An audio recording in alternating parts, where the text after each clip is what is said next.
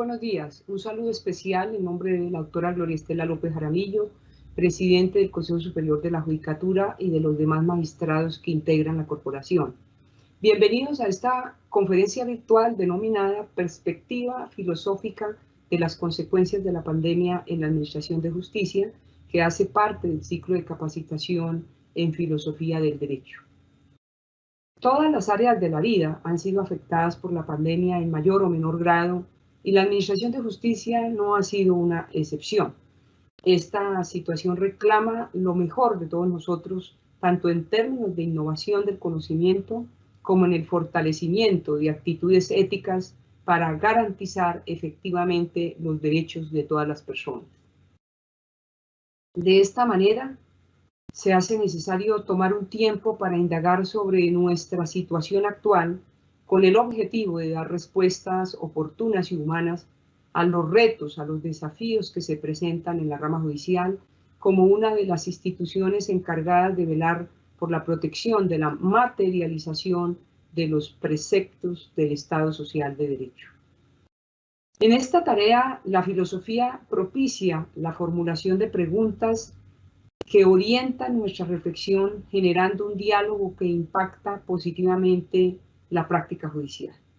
En el día de hoy tenemos el gusto de contar con la participación del doctor Alfonso Sarmiento Castro, abogado de la Universidad Nacional de Colombia, especialista en Derecho Público y Ética, en Derechos Humanos de la Universidad del Valle, en Derecho Administrativo de la Universidad Libre. El doctor Sarmiento ha sido magistrado del Tribunal Administrativo de Boyacá. Actualmente se desempeña como magistrado del Tribunal Administrativo de Cundinamarca, del cual ha sido presidente. También es formador de nuestra Escuela Judicial Rodrigo Lara Bonilla.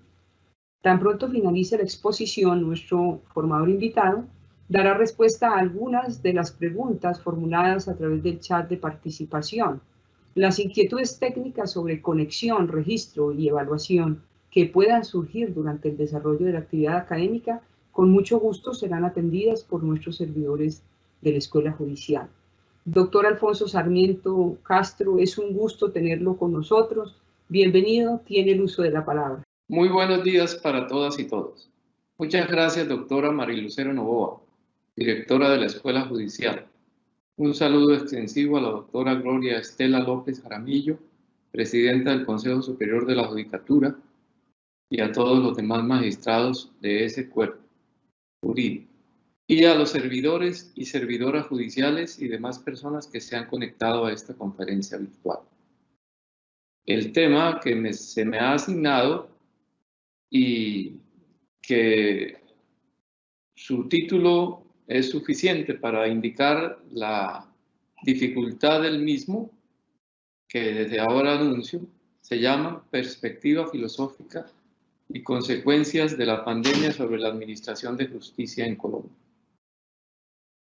Voy a compartir entonces una presentación para guía de los oyentes y presentes en esta videoconferencia. Entonces, adelante. El ambicioso título de esta disertación supera todas las expectativas, incluso las personales, porque no siendo un filósofo experto ni de oficio, más bien soy un aprendiz tratando de aprovechar la excelente oportunidad ofrecida por la Escuela Judicial de compartir algunas reflexiones muy personales, muy subjetivas, motivadas en las singulares circunstancias que nos trae o nos ha traído la grave pandemia del coronavirus COVID-19, con el refuerzo de algunas lecturas especializadas que en mi sentir pueden ayudarnos a lograr un acercamiento racional sobre lo que pasó y eventualmente nos depara el futuro, o ayudarnos a superar en algún grado la incertidumbre que nos agobia, o quizás vayamos o voy a agravarla, pero esa es la conclusión que corresponde a quienes me acompañan y han destinado un tiempo para oír a este humilde servidor en un tema donde soy autodidacta. Bueno, en primer lugar y en términos generales deberíamos preguntarnos, para poder abordar el tema, ¿qué es la filosofía? En segundo lugar, ¿cuál sería su relación con la pandemia? Y finalmente, si tiene alguna consecuencia para con la administración de justicia, es decir, para con la función judicial, como me gusta llamarla.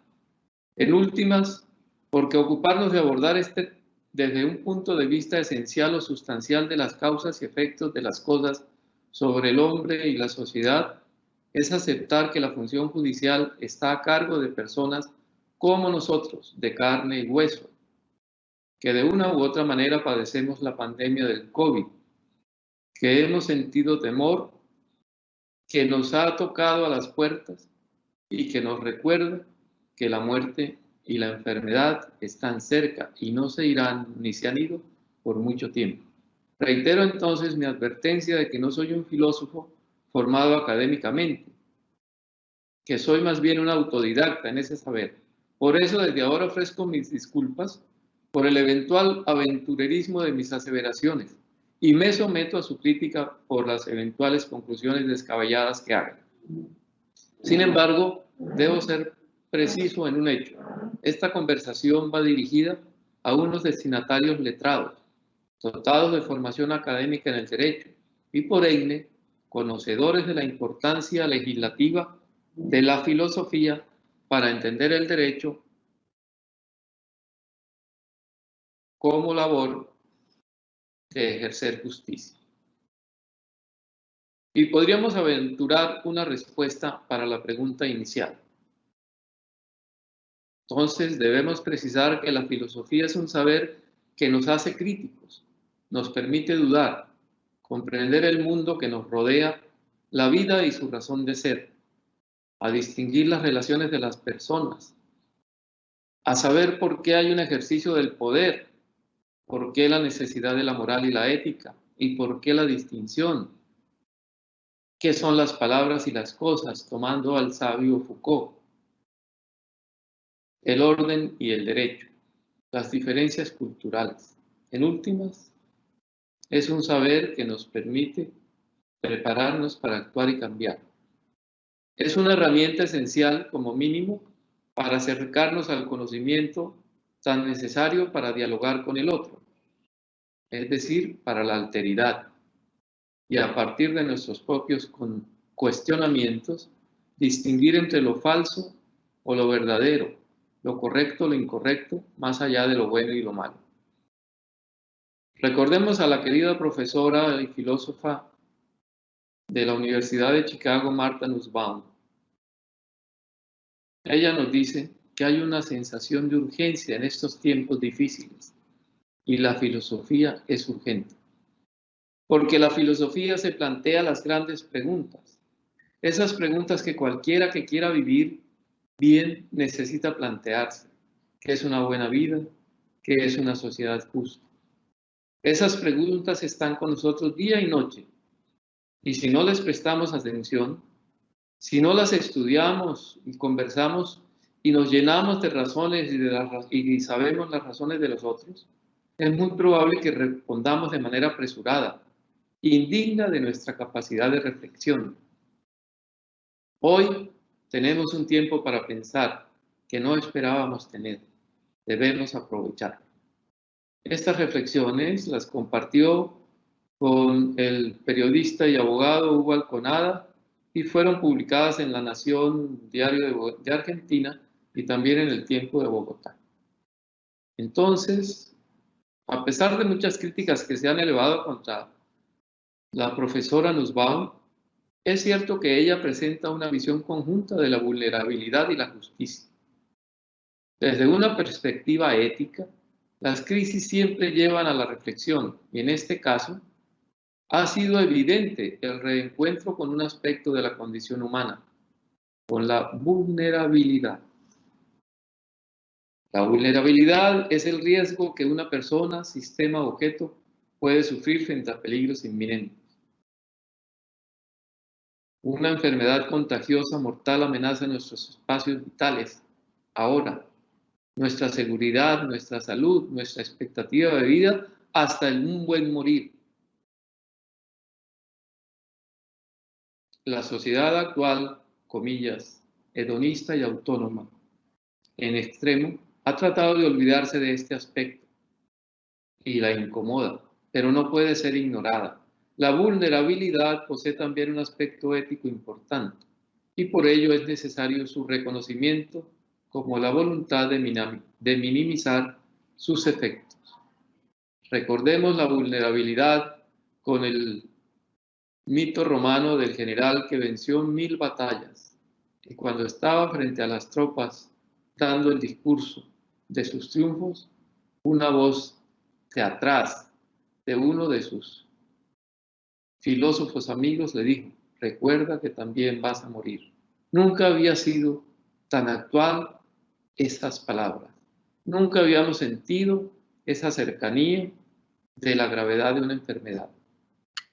Por eso es bueno que la filosofía se ocupe de eso, o que los principiantes empecemos a usar la razón para entender las consecuencias de esta pandemia. También es cierto que los filósofos suelen caracterizarse más por hacer preguntas que por ofrecer respuestas taxativas sobre los problemas que surgen. Entonces aparecen una cantidad de explicaciones.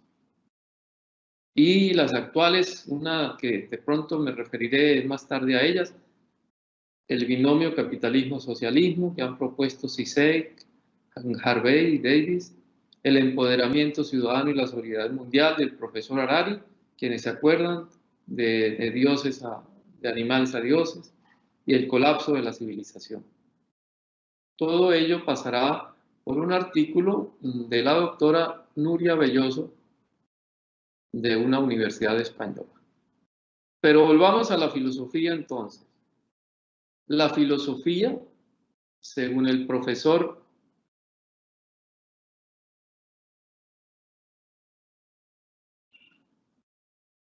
español Tomás de Domingo Pérez, profesor de filosofía de la Universitas Miguel Hernández, nos decía lo siguiente en el curso de pregrado de su cátedra de Filosofía del Derecho. La filosofía está caracterizada por tres aspectos: por la universalidad, por la radicalidad y por su carácter teórico. La universalidad es un esfuerzo que realiza el ser humano tendente a conocer todo cuanto existe. Diferencia entre aquello que acontece por necesidad, como en el campo de los animales y la naturaleza, o por caso fortuito, o lo que sucede por voluntad del ser humano. El actuar, la acción humana, deben ser teorizados en la práctica. Y aquí viene, el derecho debe separarse de la moral. Debe ser universal. La moral es personal, subjetiva. Otra característica de la filosofía es su radicalidad. Las respuestas de la filosofía, a pesar de ser teóricas y conceptuales, buscan una explicación última y por lo tanto deben ser radicales. Pueden ser varias. Por eso se diferencia al filósofo del científico. Ciencia es todo lo que puede ser corroborado por un experimento, por alguna medida. En la filosofía va la especulación, pero la especulación objetiva. El científico se preocupa por los métodos propios de su ciencia. El filósofo va y viene por toda la ciencia. Busca una explicación final y va más allá de las causas iniciales. Esa es la radicalidad que distingue a la filosofía. Y por último tenemos el carácter teórico de la filosofía.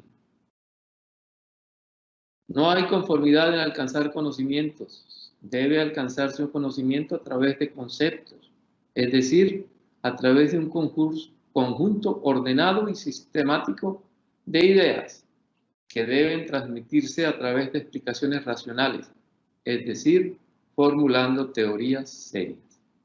Es un esfuerzo combinado de análisis y síntesis que se expresa a través de conceptos que deben ser susceptibles de comprensión por otros, para lograr lo que llaman los filósofos los caminos de vuelta, ir y venir, volver y corregir, es muy distinta de una experiencia mística personal, donde yo puedo decir que fue la experiencia que yo tuve. La filosofía tiene que entenderla del otro. Hay una alteridad ahí y esa palabra va a estar acompañándonos durante el tiempo que hable en esta charla. Más que una conferencia, es una charla. Lástima que no sea un conversatorio. Después hablaré del conversatorio. El concepto, entonces, es fundamental para las relaciones humanas, sin los cuales no serían posibles ellas, porque ofrecen una imagen global y sintética de la realidad. Entonces, en conclusión, la filosofía es un esfuerzo universal y radical por dar una explicación teórica de la realidad, por articular precisiones a través de conceptos. Brevemente, traeré a cuento algunas citas de algunos filósofos sobre por qué hacer filosofía. Generalmente, y la conclusión que se dice inicial es, la filosofía es una tarea de vivir, de buscar una explicación. Aristóteles decía, todos los hombres tienden por naturaleza a saber, en su libro Metafísica. El filósofo español Ortega y Gasset nos decía, hacer filosofía es una actitud propia, sustancial a la naturaleza humana. Y los escritores nos recuerdan, el ser humano es forzosamente libre, no tiene más remedio que tomar decisiones. Dostoyevsky, los hermanos Karamazov. La vida humana como problema a resolver es la vida de cada cual. El ser humano recaba datos, recoge experiencias y da conceptos. La filosofía, ¿por qué hacer filosofía? Porque es hacer un esfuerzo radical de orientación, recabar datos, la mayoría de datos posibles, para explicar de una manera contundente una posible toma de decisión. Así como la religión pudo conciliar la fe y la razón, la filosofía ya va solo con la razón.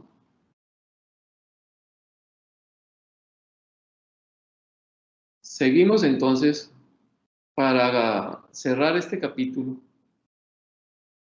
diciendo que la filosofía del derecho es una reflexión crítica y analítica de la dogmática jurídica fundamentada sobre la axiología jurídica, sobre los valores propios del derecho y que ayuda o lleva a descubrir su razón y sus orígenes. A esa realización de esos valores debe aspirar el orden jurídico positivo y en general el orden jurídico. La justicia es la finalidad del orden jurídico. Debe ser el valor supremo de todo derecho. Esto tuvo muchas discusiones. Recordemos nada más que en la Edad Media decían, no se puede encomendar a la filosofía del derecho la delimitación de los conceptos jurídicos fundamentales, porque estos proceden del derecho positivo. Por eso refería en estos días que tuvimos el año pasado en el Consejo de Estado un conversatorio distinto a una conferencia, donde muchas opiniones hablaron sobre qué debía imponerse, si la razón o la ley. Pero ese es otro tema que abordaremos en su momento. Y aquí tenemos entonces, seguimos con una breve síntesis de la ruta del COVID, que no va a ser una síntesis agotadora del mismo, sino más bien es como lo que pretendo con esta conferencia, un abrebocas para que todos los que están acompañándonos y viéndonos tengan la oportunidad o de interrogarse a sí mismos o de empezar poco a poco a estos estudios y a estos razonamientos y cuestionamientos.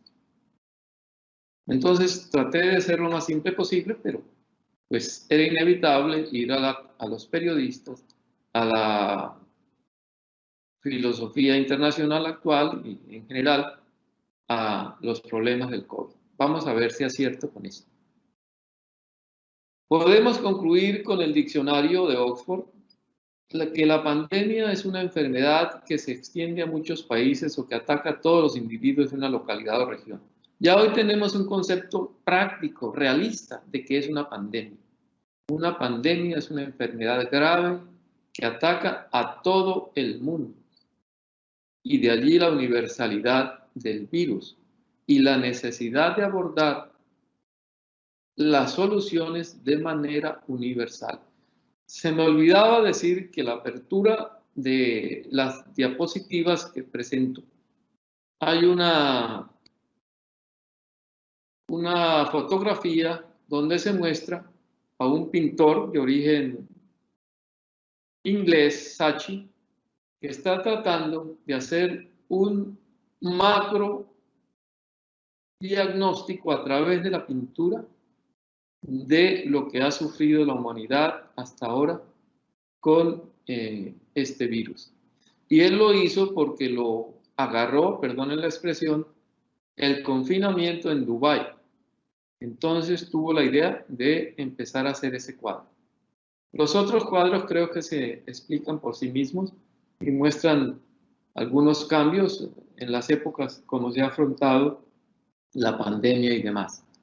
Porque la humanidad ha sufrido un número importante de pandemias, pero nunca ha estado preparada para ello.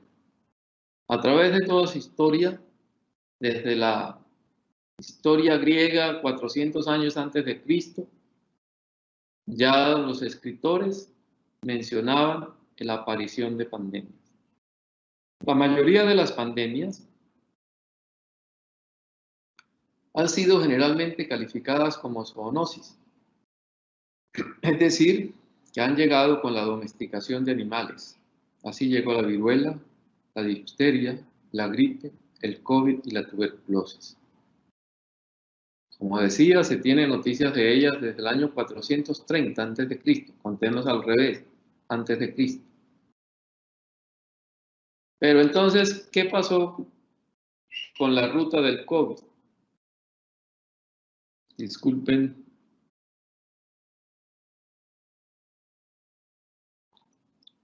Hace más de un año, un rumor que comenzó en un mercado mayorista de mariscos y animales silvestres en Huanan, ciudad china de Wuhan, capital de la provincia de Hubei, al oeste de Shanghái, que es un puerto sobre el Mar Amarillo.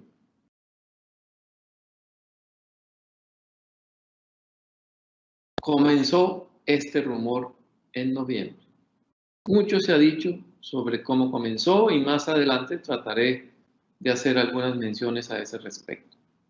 Que fue un virus escapado de un laboratorio, porque ahora se ha planteado que la guerra biológica está muy cerca. La guerra de los pobres, de la bomba de los pobres, le llamaban a las guerras biológicas. Fíjense que no necesitó el mundo un enfrentamiento. Apareció de pronto y este es el enemigo, el COVID-19. Pero recuerdo lo que estaba hablando, que es un mercado mayorista de mariscos y animales silvestres. Omití la calificación de mercado húmedo que han utilizado los medios de comunicación. Me parecía en ese momento muy técnica y muy acertada, pero ahora, con este estudio que me ha señalado la escuela, en realidad tiene una utilización indiscriminada y descalificadora y condenatoria de esos mercados donde aparentemente surgió el virus. Los expertos del Foro Económico Mundial, entre ellos Peter Bies, ya en abril del año 2020, ellos son escritores o expertos del Foro de Davos, publicó un artículo que para mí se llama una aclaración necesaria. Y voy a leer algunos apartes, voy a tomarme esa libertad. Si bien muchos expertos piensan que es probable que el COVID se originase en el mercado mayorista de Wuhan, con el que muchos de los primeros casos confirmados tuvieron contacto, lo primero que hay que tener en cuenta es que este no es un mercado único. Y señala, los mercados húmedos son un destino habitual para muchos chinos, ampliamente comparables a los mercados de agricultores europeos y almacenan de todo, desde frutas y verduras hasta carne fresca, mariscos y especias, todo expuesto al aire libre. Se denominan húmedos para diferenciarlos de los mercados que venden productos secos, como los fideos. Pero los verdaderos motivos de la preocupación, según los expertos en salud, son los mercados de fauna y flora de China, porque enfermedades infecciosas como el ébola y el VIH tienen su origen en el contacto cercano entre humanos y animales salvajes, y este parece ser el caso COVID-19, que los científicos han concluido que tuvo su origen en murciélagos. Los virus se propagan fácilmente si los animales se mantienen en condiciones de hacinamiento, como jaulas de mercado, y pueden pasarse fácilmente a los manipuladores de esos animales o a los clientes a través de fluidos corporales. Y es la gran amenaza que está teniendo el virus COVID y sus mutaciones. Recuerdo también, y lo dice el periodista, el mercado mayorista de Wuhan tenía una sección de venta de animales salvajes, una adicional, como tejones, cachorros de lobo, serpientes, ratas de bambú y puercoespines. Pero para la tranquilidad de todos, este mercado fue cerrado el 1 de enero de 2020. Y poco después, la China prohibió la venta de animales salvajes. Y aquí viene un problema de diferencias culturales. El economista político asiático Xin Dou dijo a un diario en una entrevista: y también empiezan las diferencias entre Occidente y Oriente, desde el punto de vista del entendimiento del problema del coronavirus. Mientras que Occidente, comillas, mientras que Occidente valora la libertad y los derechos humanos, inapreciables para nosotros, es mío este comentario, los chinos ven la comida como su principal necesidad, porque morir de hambre es una gran amenaza y una parte de la memoria nacional no se puede olvidar. Recuerden las hambrunas de los tiempos de la revolución maoísta y otros aspectos de la revolución cultural, incluso algunos ahorita podían parecer indignos de contar, pero que afectaron la vida de los chinos. Inclusive, recordemos que los chinos han corrido en la calificación de ser calificados como patógenos andantes cuando empezó la construcción del ferrocarril del oeste en los Estados Unidos. Se les atribuía la difusión de estereotipos, la difusión de peligros, el peligro amarillo, que acompañó las primeras oleadas de inmigración de China a los Estados Unidos. Entonces, también en Colombia proliferaban en el año 2019 los mercados de animales vivos. Hoy, afortunadamente, y antes del virus, eso sí fue una previsión, estos mercados de animales vivos no existen o son una excepción. Eso también tiene que ver con las afectaciones del medio ambiente, que es otra de las consecuencias que ha evidenciado la llegada del virus. Pasemos y vayamos, entonces, seguimos ya entrando un poco más en la política y dejando el problema cultural. Deseaba hacer esa aclaración de los mercados húmedos porque a mí me parecía un calificativo muy bueno. Después del aparecimiento de ese virus en noviembre del 2019 en China, en enero apareció en Europa y en marzo nos atacó en Colombia. Creo que sobre eso han leído bastante y no sería necesario agotar tiempo en esta exposición. Pero hay una cosa fundamental que produjo como consecuencia la aparición de la pandemia. Recordemos que los albores del siglo XXI evidenciaron la crisis general de los estados nacionales. El estado de bienestar ya se había agotado. El estado social de derecho entraba en crisis. Los estados autoritarios y las dictaduras, todos los estados entraron en problemas. Recordemos la primavera árabe, recordemos los movimientos sin ideología, pero que la gente, había como una sociedad civil muy descontenta con la democracia. Los grandes partidos entraron en decadencia y ya nadie quería unirse, y los grandes partidos que habían sido para los pensadores políticos y de la formación del Estado un sostén, una fuerza indudable, fueron desapareciendo. La democracia amenazaba convertirse en un sueño fallido, muchas esperanzas, pocas realidades.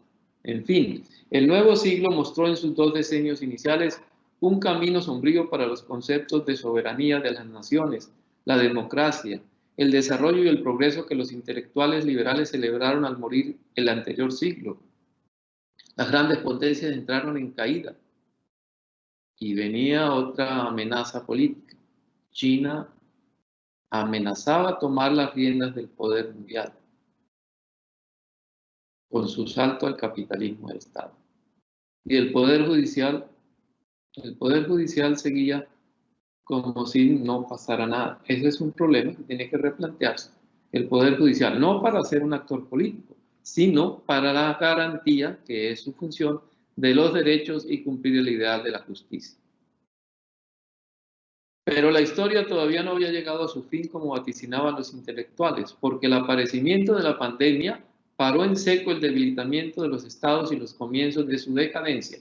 El siglo comenzó con una decadencia clara del Estado, inclusive con un renacimiento de grupos nacionalistas de ultraderecha, con la idea de un Estado fuerte, disciplinado, el gran hermano, controlador, en fin.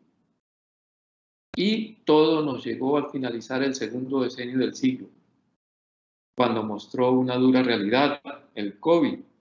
La amenaza para los estados desapareció porque el Estado se hizo indispensable para el control del virus. Se desvaneció la imperiosa necesidad de un cambio en la política, en las relaciones de poder, en la sociedad, entre los gobernantes. Y los 2 decenios se superaron sin revolución ni guerra. La soterrada guerra del virus contra toda la humanidad. La crisis de la democracia y el Estado social de derecho evidenció las promesas incumplidas, pero esas promesas salieron a flote ya definitivamente, como en el caso de la salud, la economía y el trabajo, con la pandemia. Es lo más parecido en términos de John Bolton, el halcón de la Casa Blanca que acompañaba a Trump, una guerra biológica. Repito, a los que poseían armas biológicas les llamaban poseedores de las armas de los pobres. Qué paradoja. Pero entonces aquí ya vayamos entrando en concreto. En un artículo de un estudiante, Carletti, de la Universidad de Luján de Buenos Aires, se hace referencia a un libro que salió a mediados del año pasado, llamado La sopa de Wuhan. Seguimos adelante.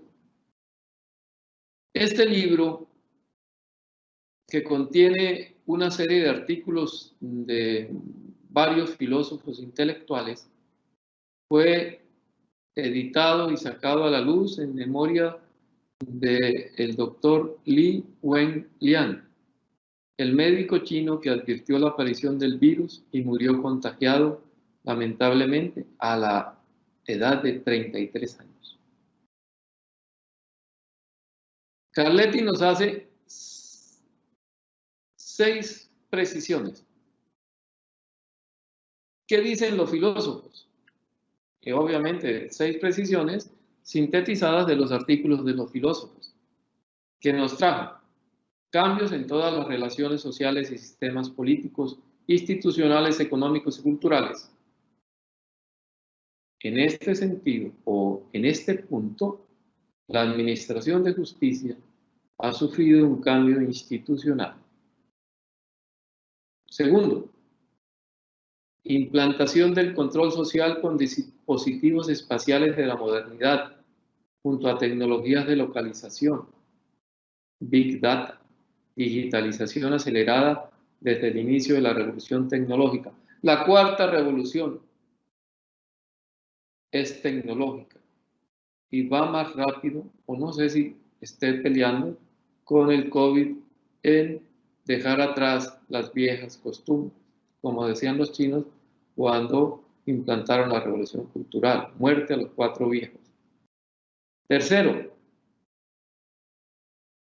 demostró que muchos estados tenían una fortaleza muy especial en materia de prestación del servicio de salud, pero eran deficitarios en la atención salud pública, en la asistencia y en la economía.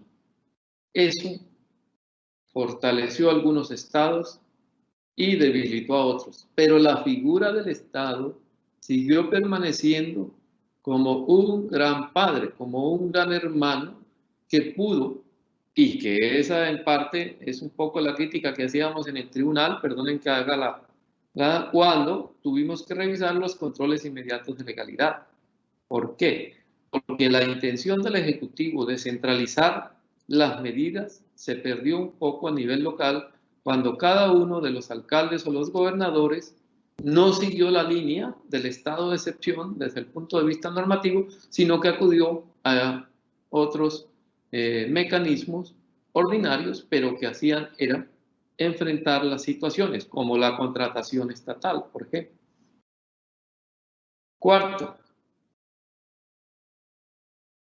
el conocimiento y la valorización de la ciencia y sus métodos aparecieron.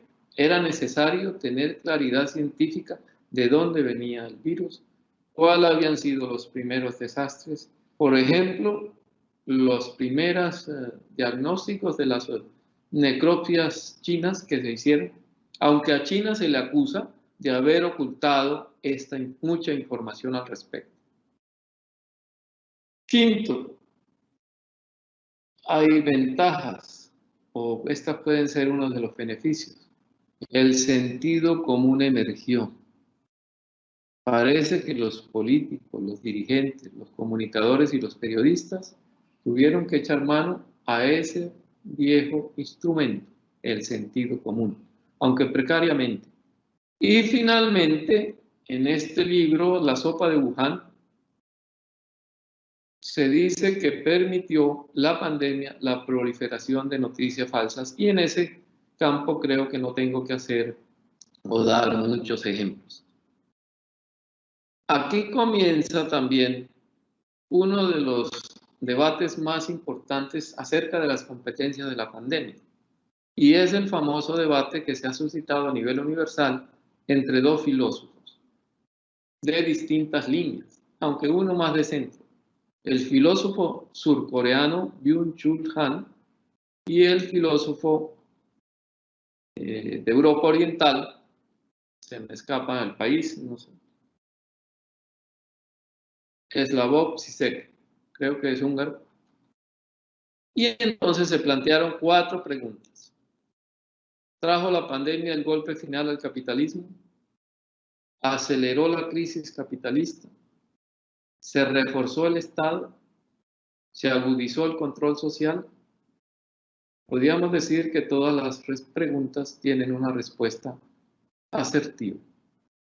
Para Žižek, por ejemplo, es una oportunidad que permitió la emergencia de valores solidarios, fortalecimiento del animismo capitalista, el fetichismo de los fenómenos sociales y la atribución a entidades inmanejables del futuro social.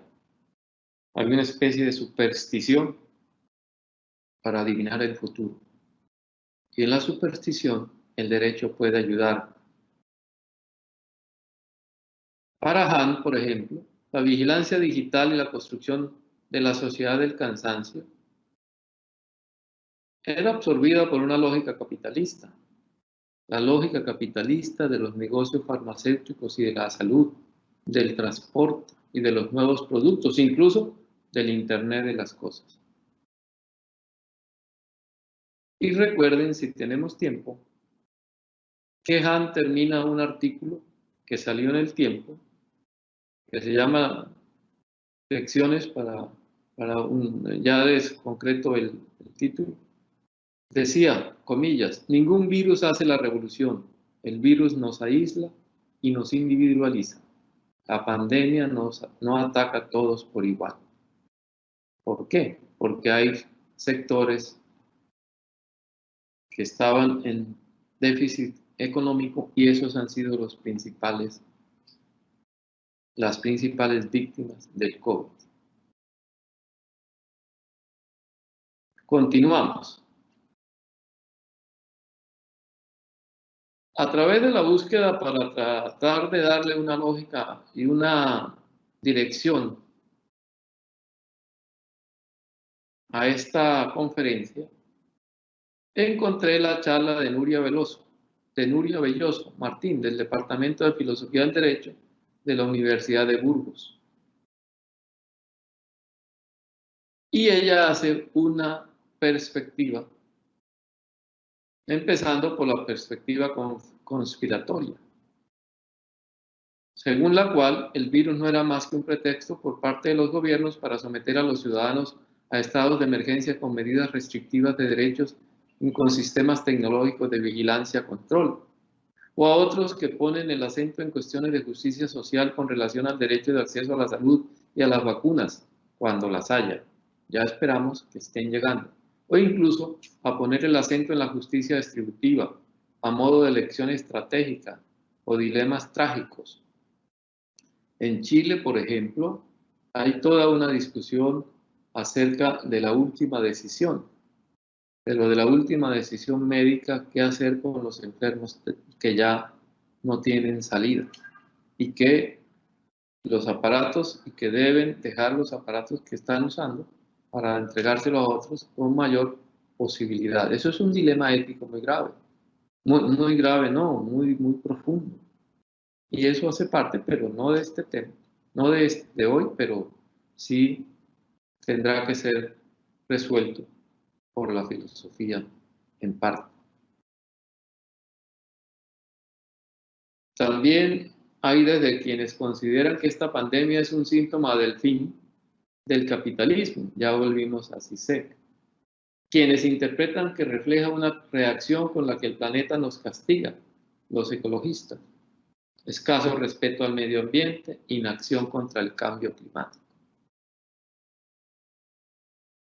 Otros hablan de un efecto indeseable de la globalización, tesis catastrofistas, el colapso del mundo, aunque hay enfoques esperanzadores, sociedad inmunológica, doctrina del shock, política del caos.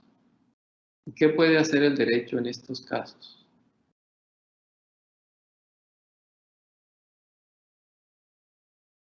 El derecho puede ayudar y la filosofía en la conceptualización de los problemas. Por ejemplo, en cuanto al riesgo, las epidemias tienen una virtualidad y ya nos vamos a referir a eso. Dejar al ser humano desprovisto de mecanismos ordinarios de defensa con los que se siente seguro, y lo entronizan en una fase de temor ante lo desconocido. Tiene miedo a la enfermedad, temor a la muerte, inseguridad ante los cambios, incertidumbre ante el futuro. El COVID-19 ha hecho resurgir el concepto de riesgo. Se volvió sustancial porque anteriormente era de carácter marginal. El riesgo era un aspecto que nos preocupaba, era un aspecto secundario, sin importancia. Hoy es una cuestión concreta. Llegó y está aquí. El riesgo puede definirse como una modalidad de relación del ser humano con el futuro. Para nosotros los abogados que hablamos de responsabilidad y riesgos en contrato, como una forma de determinación de las indeterminaciones, la diferencia entre probable e improbable. La crisis del COVID-19 ha provocado la impresión del riesgo, lo ha convertido en miedo. Ya no es un peligro, se reitera, una amenaza, es una amenaza grave, concreta, pero tiene unas consecuencias negativas. El miedo puede ir seguido de acciones precipitadas, irracionales, de consecuencias inesperadas, facilita mecanismos de manipulación política y, sobre todo, históricamente, difíciles de hacer retroceder. Según se percibe la amenaza, la sensación de inseguridad existencial y capacidad de dar respuesta a lo imprevisto se responde al medio. El temor, la sospecha y el miedo, seguimos, fracturan las estructuras sociales. Entonces estamos entre el distanciamiento social, que implica una preferencia por las relaciones digitales sobre las humanas. Nos relacionamos a través de la red, a través del chat. Ya no hablamos, escribimos. Escribimos mal y rápidamente. Le damos relevancia a la necesidad de un derecho regulador de las nuevas tecnologías. Proclive al individualismo. Yo resuelvo solo los problemas. Desconocemos al otro. No hay diálogo propiamente dicho. El diálogo de los griegos, el diálogo presencial. Frente a un impulso por la alteridad. Esas son las dos cuestiones. Distanciamiento social, impulso contrario, impulso por la alteridad, y la solidaridad. Son los intentos por la recuperación de los vínculos sociales, la confianza en el otro. Y vamos de la sociedad individualista a la de la comunidad. La responsabilidad y la autonomía no pueden distanciarse del otro que no está lejos sino al lado.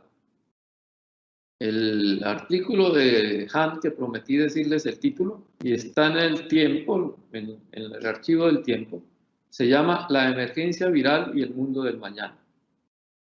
Y brevemente me referiré a él porque creo que es importante, el tiempo se me está acabando. No sé si la doctora, la coordinadora, me dé un tiempo para terminar, por lo menos llegar a las conclusiones. Pero dice Hahn, el coronavirus está poniendo a prueba nuestro sistema.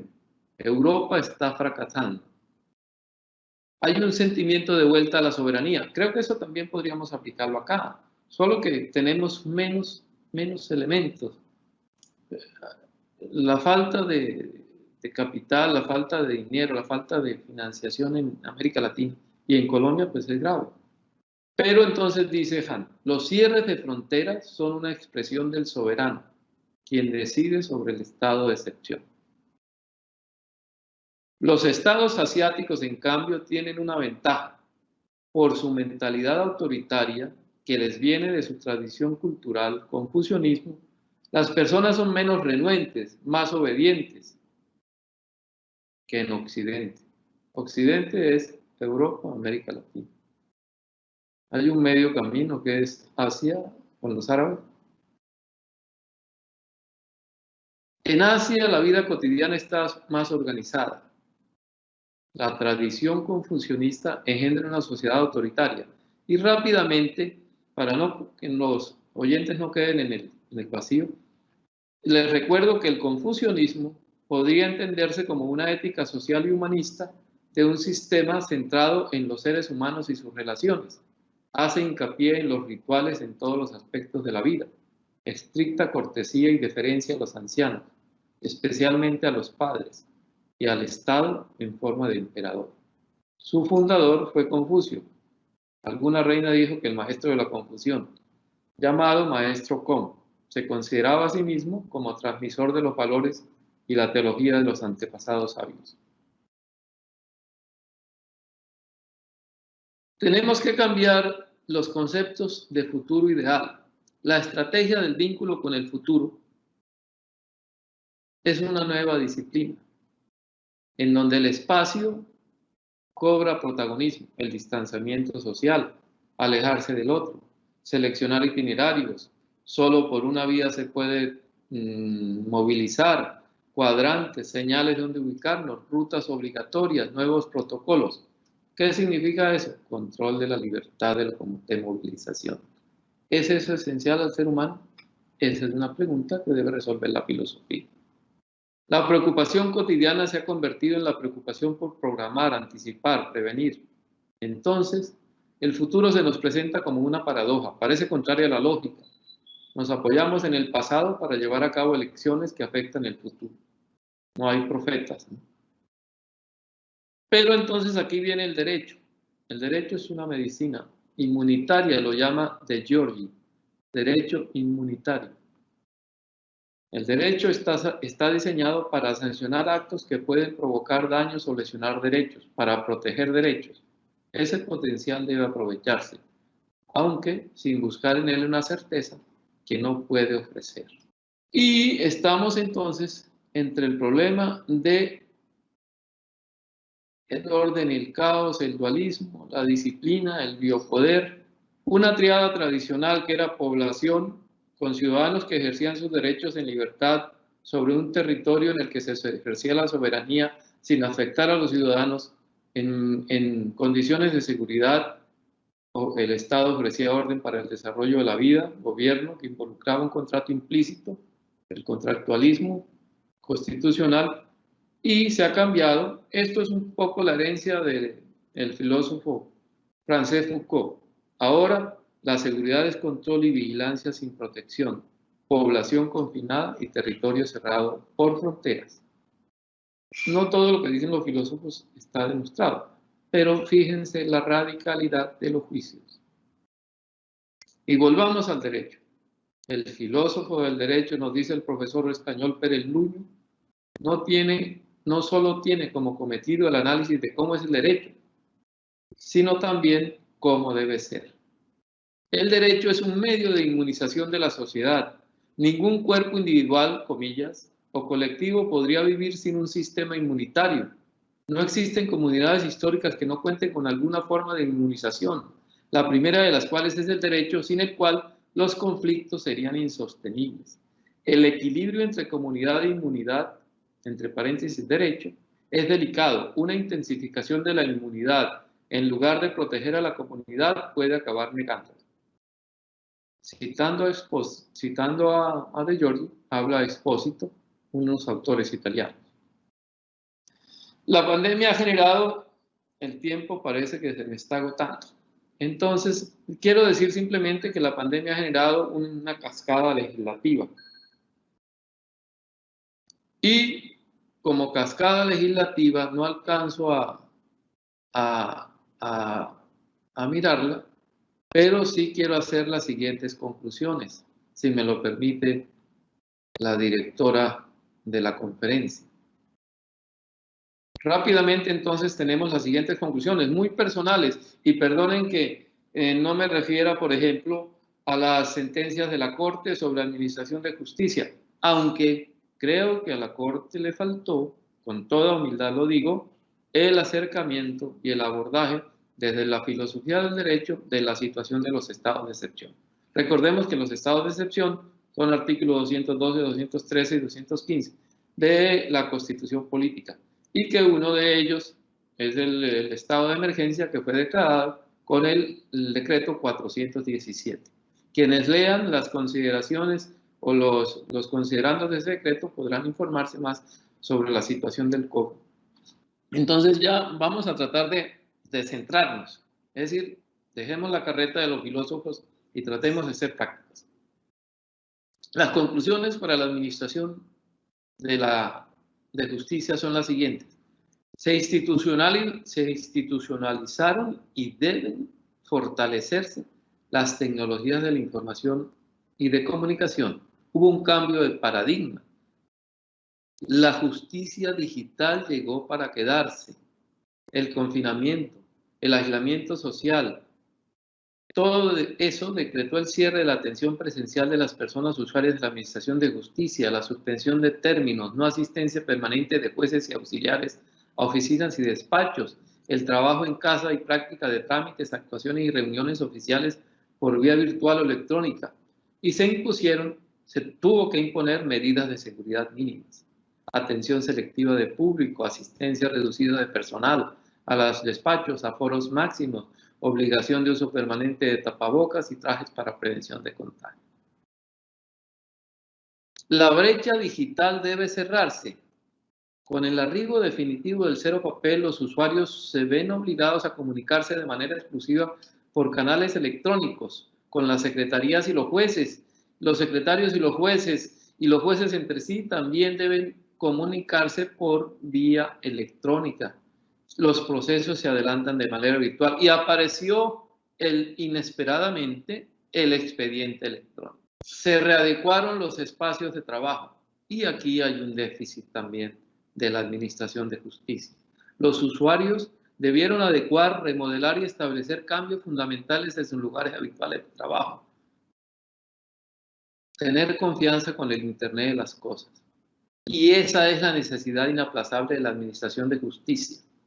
Además de los equipos, además de los muebles y demás cosas elementales de la vida diaria, de la vida cotidiana que se requiere para trabajar en una oficina y trabajar mentalmente, porque el trabajo fundamental de los jueces, los empleados de la administración es mental y es racional, es decir, es el uso de la razón y la mente vertida en escritos.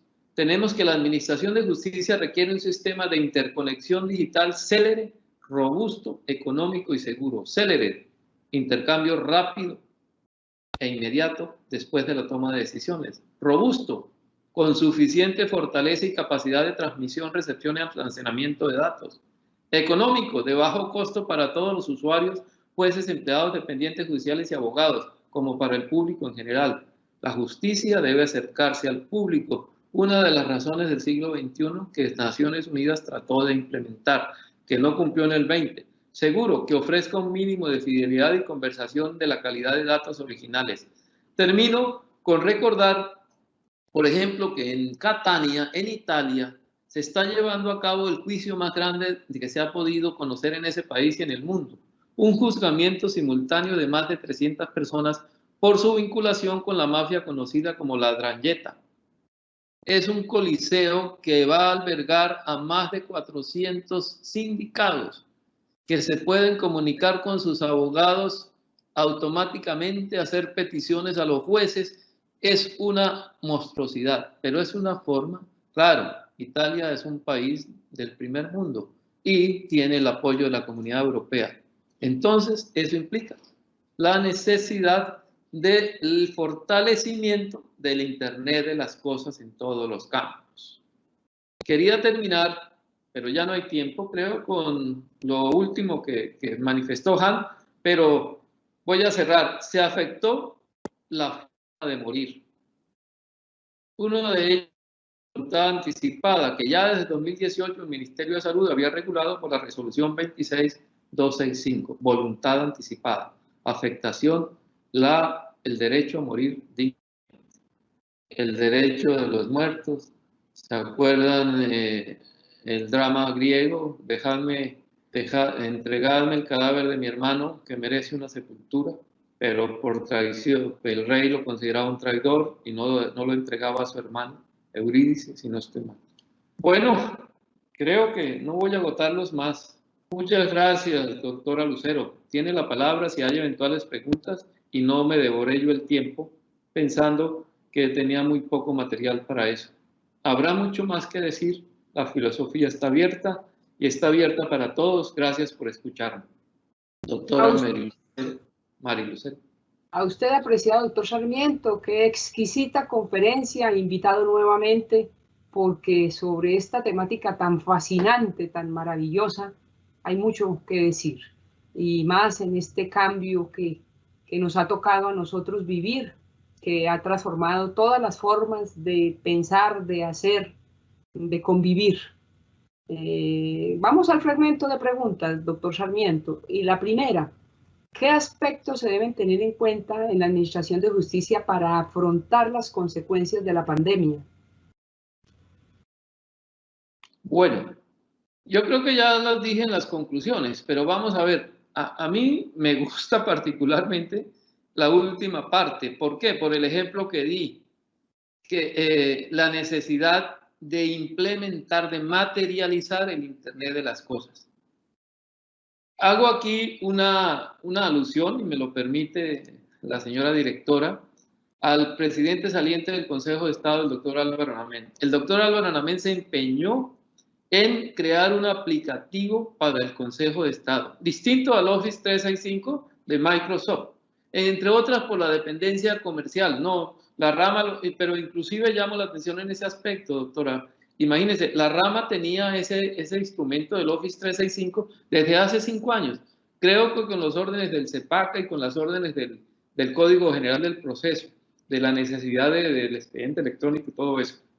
Pero el presidente del Consejo de Estado, doctor Namén, del año pasado, implementó el SAMAI y prácticamente nos obligó, entre comillas, a que todos los tribunales contenciosos administrativos y jueces de esa rama jurisdiccional entráramos en el uso del aplicativo del SAMAI que permite la interacción entre jueces, la firma digital de providencias, la subida de información, el litigio, el trámite, las decisiones de sala o individuales, etc. Entonces, reitero, la Administración de Justicia requiere un sistema de interconexión digital célere, es decir, rápido, robusto, es decir, fuerte. Imagínense los jueces promiscuos de Tumaco, los jueces del Amazonas, los jueces de La Guajira. Yo creo que ellos merecen tener conectividad de equipos. ¿Cómo? Pues esa es la tarea, ¿no? Obviamente, para eso se necesita dinero, se necesita plata. Pero entonces, yo creo que el Consejo Superior de la Judicatura está muy preocupado con eso. Pero yo creo que tiene que tener una preocupación y tiene que buscar recursos en ese aspecto, con todo respeto lo digo. Entonces, el sistema tiene que ser robusto. Imagínense el sistema ese de Catania, que es una provincia al sur de Italia, en donde hicieron un coliseo, ya lo tienen listo. Y con ese problema de los mafiosos que tienen allá, imagínense, juzgar a 300 personas. ¿Cuál ha sido la justicia más afectada aquí, la especialidad? El penal. ¿Por qué? Porque los presos, los detenidos necesitan solución rápida y pronta de su situación jurídica. Y fíjense todas las libertades que se están dando. Entonces la litigiosidad se está incrementando. Hay que salir al paso y creo que la justicia digital, el Internet de las cosas, la conectividad, la implantación de la conectividad a todo nivel y la distribución de equipos y muebles. No olvidemos los muebles para sentarnos, porque en las casas tuvimos que sentarnos en los muebles de la sala o en los muebles del comedor, y ya la asiática mía a esta edad pues me está molestando. No da para una responsabilidad, pero fíjense toda esa situación. Que el sistema sea económico, a mí me parece que eso es fundamental, doctor. Muy bien, doctor Sarmiento, quería decirle también, coadyuvando a lo que usted dice, que el Consejo Superior de la Judicatura hace aproximadamente 2 años viene trabajando en un proyecto que se llama precisamente Plan de Digitalización de la Rama Judicial, con el apoyo del Banco Mundial y el Banco Interamericano de Desarrollo, así como lo que usted mencionó a lo largo de su disertación, la digitalización, la virtualidad llegó para quedarse. Y tenemos que estar, lo que usted dice, dispuestos a aprender, a entender y a hacer sobre esos nuevos aplicativos tecnológicos que se disponen, como dice usted, desde hace tiempos, pero que pues las circunstancias no hacían que los utilizáramos. Vamos a la segunda pregunta. Doctor Sarmiento, ¿cuáles pueden ser los futuros retos a los que se enfrenta la rama judicial en este contexto de pandemia? Bueno, esa es una pregunta pues, que yo traté de ir modulando a través del... En el planteamiento de Nuria Belloso se habla de que los jueces tienen que tener... Ya hablábamos de que Han decía que la razón, no el temor, es lo que tiene que señalarnos. Entonces, para no perder el norte, yo creo que los jueces tenemos que tener una flexibilidad racional.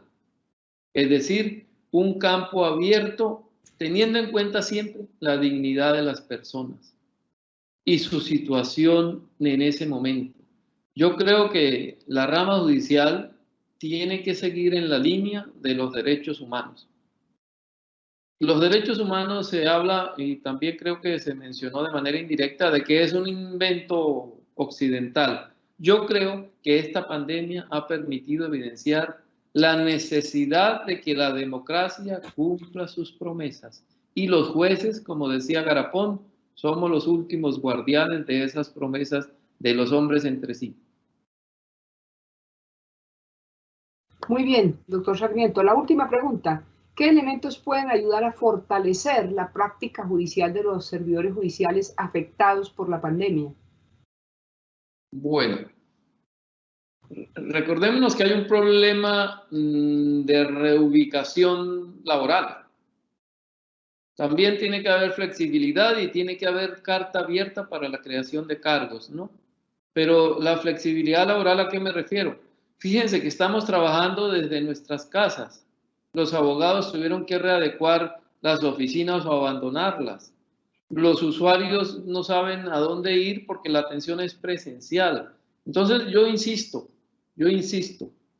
hay que dotar a la rama de un sistema de interconexión digital, perdonen la redundancia, célere, robusto, económico y seguro. Faltaba eso, seguro y serio.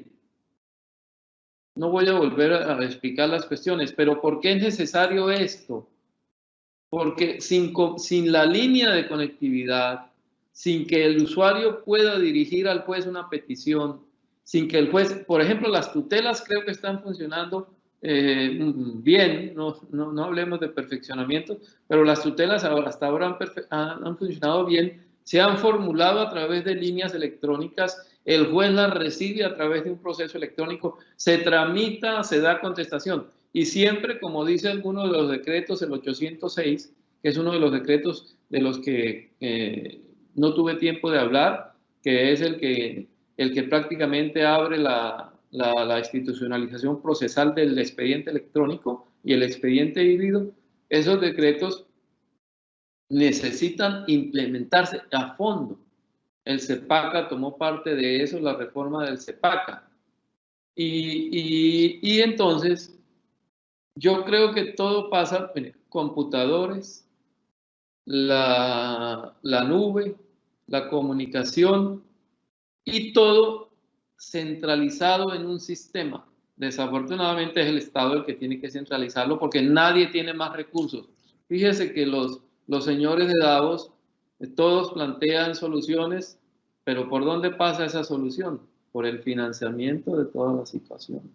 El Foro Económico de Davos, creo que en las conclusiones dice, cerremos la brecha digital, pero también hagamos una justicia social. Entonces, la justicia social, en el caso de la Administración de Justicia, pasa por ese paradigma de Naciones Unidas, acercar al pueblo, acercar a la gente la justicia. No fallar como quiere la gente que se falle. Pero yo creo que hay una satisfacción cuando se va a un juez y el juez resuelve. Obviamente estamos en el mundo de los intereses y cuando los intereses no se compadecen, pues la gente no acepta a veces la situación. Pero la idea es que los jueces estén formados, informados, que tengan la suficiente posibilidad de interactuar, de hablar. Por ejemplo, faltó mucho aquí. Hay 24, creo que la escuela ha adelantado 24 conversatorios. Pero ¿a qué horas me leo o me oigo los 24 conversatorios? Pues es difícil. Pero sí es una muestra de que tenemos, yo diría que debería la escuela acercarse más a los jueces, la Administración de Justicia a través del Consejo, hacer más seminarios, no tanto conferencias magistrales como esta, que son un poco, sino más bien conversatorios con equipos, todo con computadores, todo con muebles cómodos, etc. Sarmiento, nuestro agradecimiento por su generosidad y su clara y ponderada explicación sobre las consecuencias de la pandemia en la Administración de Justicia desde una visión filosófica, compartiendo con nosotros algunas de las reflexiones y preguntas que se han planteado con ocasión de su labor judicial. Es nuestro compromiso seguir en esa tarea dialógica y reflexiva con el objetivo de fortalecer la Administración de Justicia, como usted bien lo decía, frente a los retos y desafíos que se están presentando en la actualidad de cara a nuestra realidad social y siempre buscando fortalecer y mejorar el servicio de justicia. Como usted lo decía, en época de pandemia, la escuela tuvo que renovarse e innovarse e hicimos 302 conferencias virtuales, es decir, online, en directo, sin ser pregrabadas. Detrás de telón hay una preparación hay una participación de los servidores de la escuela, de nuestros formadores, hacemos pruebas antes de estas conferencias. 302 conferencias virtuales en las distintas temáticas de las distintas jurisdicciones, a las que se conectaron 201.537 personas, no solo entre servidores judiciales, sino actores de la justicia, que de una u otra manera participan en el sistema judicial y que articulan el sistema de justicia, como usted bien lo decía. Esta virtualidad ha servido para llegar a todos los rincones del mapa judicial de Colombia, pero también, doctor Sarmiento, nosotros por primera vez también, y obviamente con el apoyo de nuestro Consejo Superior de la Judicatura, que es el que da las directrices y sienta las políticas de administración, pues es el órgano precisamente de gobierno y administración de la rama judicial, pusimos en marcha 8 importantes diplomados en temáticas de las jurisdicciones. 8 diplomados para que llegaran casi a 5.000 servidores judiciales, diplomados interactivos, donde pueden interactuar los jueces, es decir, los discentes y los formadores, con momentos sincrónicos, asincrónicos, muy amigables, que han dado pues lugar a que se fortalezcan de las habilidades y habilidades y competencias de nuestros servidores judiciales. Todo, como usted dice, siempre para mejorar el servicio de justicia de cara a nuestra realidad social y tener más acceso a la justicia por parte de los ciudadanos, que son a quienes finalmente todos nos debemos. Gracias. Doctora Maricero, ¿me permite un cierre después de que usted, una cita nada más? Claro que sí, doctor. Gracias a todos los servidores y servidoras judiciales y a todas las personas que se han conectado a esta conferencia. Los invitamos también a que nos sigan a través de nuestras redes sociales como Facebook, Instagram, Twitter y YouTube, donde podrán encontrar información sobre todas nuestras videoconferencias, además de otras noticias de interés. Y a propósito del tema de hoy, queremos despedirnos con una frase del filósofo francés René Descartes. Vivir sin filosofía es propiamente tener los ojos cerrados, sin tratar de abrirlos jamás. Muchas gracias a todos y a todas. Quiero darle un espacio que nos ha pedido el doctor Sarmiento. Doctor Sarmiento tiene el uso de la palabra. Gracias. No podía dejar con este cierre. Dice Han, que el filósofo surcoreano que vive en Alemania, de algún modo, cada uno se preocupa solo de su propia supervivencia. La solidaridad consistente en guardar distancias mutuas no es una solidaridad que permita soñar con una sociedad distinta. No podemos dejar la revolución en manos del virus. Confiemos en que tras el virus venga una revolución humana. Nosotros somos personas dotadas de razón, quienes tenemos que repensar y restringir radicalmente el capitalismo destructivo y también nuestra ilimitada y destructiva movilidad para salvarnos a nosotros, para salvar el clima y nuestro bello planeta. Muchas gracias. A usted, doctor Sarmiento, muy amable.